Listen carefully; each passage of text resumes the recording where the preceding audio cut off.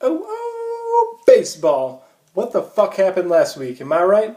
Am I fucking right, though? Does anybody else really sit back and think, like, if you didn't know who Mike Firkins was, and you just seen a picture of him, don't you think he would probably sit in his living room watching reruns of that '70s show, smoking cigarettes and combing his hair? You know, like, straight up just short Marlboro Reds, just motherfucking Red, that cat's a funny dude. You know what I mean? Like, that's what I feel like. If I didn't know Mike Firkins, who's a great guy, that's what you should be like. That's what I think it would be like. But anyway, back to what happened last week. Bunch of crazy shit happened last week, right? Some dudes got their ass kicked. I'll be honest with you, that matchup between Dave and Travis was a lot like watching Dave shove his hand right up Travis's ass and play that motherfucker like a puppet. And it was almost offensive watching Dave beat the shit out of you. And it doesn't help that Dave used to be a Catholic priest and Travis has the face of a 15-year-old. Coincidence? No, not even a little bit. So, what did happen last week? Well, I played Seguin, and Seguin had Bryce Harper. And Bryce Harper was doing hair flips and bat flips and making fun of all these people and just smacking the shit out of the baseball. Because Seguin went and got 58 RBIs. 58 RBIs. That's nuts. I battled. My pitching was 85 strikeouts, 10 quality starts, 5 saves, a 1.89 ERA, and a 1.004 whip. And I still barely suck it up because my boy Grandel, came in and he got a single in the bottom of like the 8th in the Dodgers-Giants game. And then that made me win average by, I kid you not, .0009. .0009.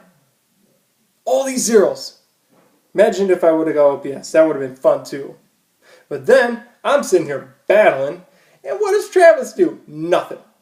Sitting at home, fucking all depressed about God knows what, probably since the Braves only have fucking 3 wins this year and it didn't get a win until like their 9th game. I thought the Brewers were going to be bad. Honestly, I'd be like, the Brewers, which team would I think is bad? But looking at the Braves are awful. Getting his pussy pounded by Dave, who Dave's just sitting there smoking Cuban cigars on his fucking island down in the Dominican Republic because he's an undercover coke dealer. We all know that, Dave. But I go to Thanksgiving with you. Doesn't help when you're always like,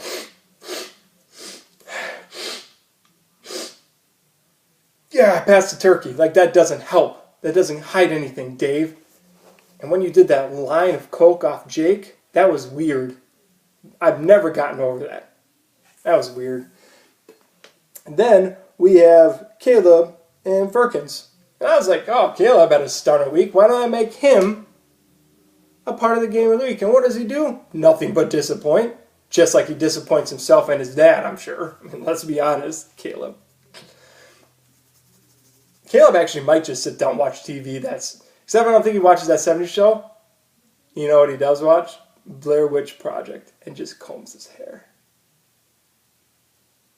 That's totally weird, bro. Like, that's exactly what Caleb does. I know it is, Caleb. I know it is. I know you secretly moved out to Colorado to find UFOs and existence of existing life out there. I know you did that, fucking weirdo. I respect the shit out of it. But then Firkins comes in with 0 wins.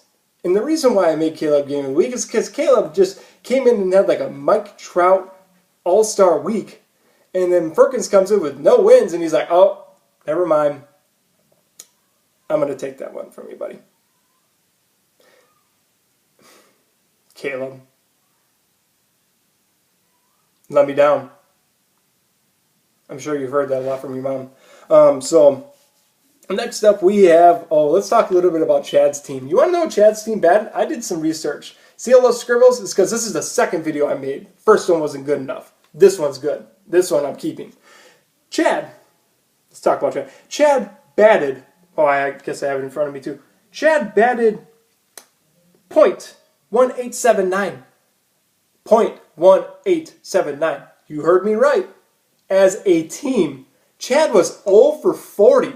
Shout out to Travis for that stat. Last night at one point in time. I don't know how he finished, but who cares? It's a fucking average like that. And his OPS, .586. Second lowest, 0.6497. Chad, don't drop Albert Pujols at the second week of the season. I seen that text message and it was embarrassing. Stop playing with your kids and being a family man and being a good dad and pay attention to baseball, dude. Act like your kids are more important than this league. Right now, my dog's out there looking for attention and I'm in here. That tears me up inside, Chad. And you're just sitting there like, no, I'm going to pay attention to my kids and shit. Well, I play you this week. And I hope you do just as bad so I can at least get some fucking W's coming in here. Who did you even play? Oh, you played Mason. And Mason's week was subpar too. Mason don't feel good about that win. Mason literally was watching Chad color. And he's like, Chad, this one might go up on the fridge this week. But you know it won't because elephants aren't orange, dude. Grow up, Chad. Grow up, Mason. Cut your hair. Shave your little beard thing. Looks like gross blonde pubic hair. I can't really talk because I have a mustache. I don't do that. Like, see this? I have to shave this or else it doesn't grow in full. I don't do this because I want to. I do this because I have to. That's a decision I made. Fucking not like Tim. I'm still pretty sure Tim's just running from the police. Pretty sure he is. And I respect the shit out of the fact that you're still looking at this team. That's pretty neat, but you got to be running from the police at this point in time. I've personally never met Tim, but I love the guy. I mean, mind you, he went through a thing, menopause. I think he was kind of gender, sexual confused earlier, beginning of the year. It was weird. There's a lot of weird text messages sent back and forth between me and him, and he sent me this picture. I wasn't sure if it was a little penis or just a big vagina. I'm not really sure, Tim. But I'm praying for you, bud. Praying for you. And last but not least, we have Tim. Oh, we have Tim. And then we have Todd. And I'm sitting here and I'm trying to play my heart out in the Hank Aaron division. Nobody's having my back here, especially Travis fucking dirtbag playing like the goddamn Braves. What is that? You know, guys, I do want you to know that when I make fun of you, I really hope there's a little part of me that says, boy, I hope you're offended. And I'm happy about that. Like, I literally sit here because I fucking hate on everybody. I hate on myself too, right? But I hate on everybody because, like, I want to hate on you and I want you to laugh at other people's pain. But I want you to feel your own pain. Feel my pain. Feel your own pain. But then we got fucking Todd here, who's sitting back. When I invite him to the league, he's like, bruh, I manage this league, and I got Miggy, and I got Trout, and I got Goldschmidt, and I got all these other big players. Well, Todd, when you play in a league full of people that you'd stolen from households, and the average age is 13, of course you're going to win, Todd. Jesus Christ. And then you're going to sit here and let Tim win? Don't come at me when you're not doing your own part here.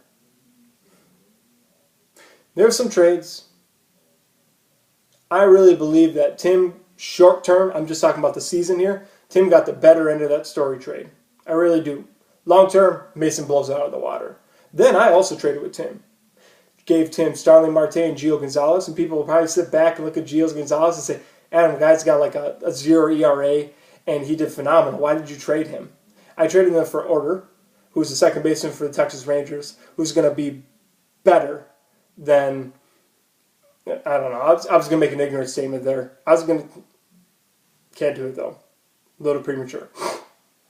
But I traded for him. Marte's a stud. Had a real hard time getting rid of him, dropping him. Love Marte. Gio Gonzalez, bought on the low, had him real late in the draft, sold him on a high. Dude's looking good right now, but he pitched against Atlanta and Philadelphia. And we know what Gio did last year. So I feel pretty good about that. I know Tim feels pretty good about that. I feel like I look at that trade, and it's mutual. It really is. I don't feel like either one of them really got trade raped. And that's the nice thing about this league, too, is that nobody's going to get trade raped. And realistically, it's just not going to happen. Because all of us really are too baseball intelligent to say, yep, I'm going to give you Mike Trout for Martin Prado. Anyway, next week's coming up. I got Chad. I'm going to pout his pussy. Who's up? Dave and Seawood, number 1 and 2 in the ESPN rankings. They're going to be our game of the week. Boom, Tom, let's get it.